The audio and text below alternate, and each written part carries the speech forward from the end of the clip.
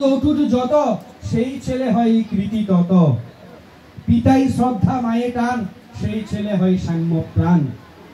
ঠাকুরকে আমরা ধরেছি, কিন্তু আমাদের যে উন্নয়নের যে পথ, সে পথগুলো খুঁজে নিইনি। আমরা আমাদের ছেলে মেয়েকে ভালো বানাতে চাই, কিন্তু ভালোর সাথে যুক্ত করি না। এখানে অনেক অসংখ্য ছেলে মেয়ে আছে, অসংখ্য মায়েরা আছেন, কিন্তু পুরুষোত্তমের সাথে এখনো যুক্ত হননি, দীক্ষা নেননি। ঠাকুর বলছেন, দক্ষ হবার উপায় জানাই, দীক্ষার তাই এত দাম, কৃতি গুরুর কাছে গিয়ে সার্থক করো দীক্ষার নাম।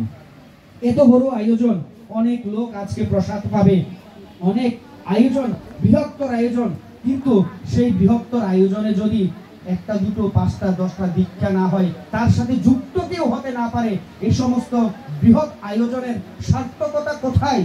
সার্থকতা তো তাকে ধরার মধ্য দিয়ে আসে। তাই সকল দাদা ও মায়েদের কাছে অনুরোধ রাখবো, আসুন। এখানে ঠাকুরের পাঞ্জাদারি কর্মী বৃন্দ আছেন, আপনারা হয়তো ভাবছেন দীক্ষা কি যখন তখন নেওয়া যায়, কিন্তু পুরুষোত্তম এসে বলছেন যে সব দীক্ষা তুই এক্ষুনি নে।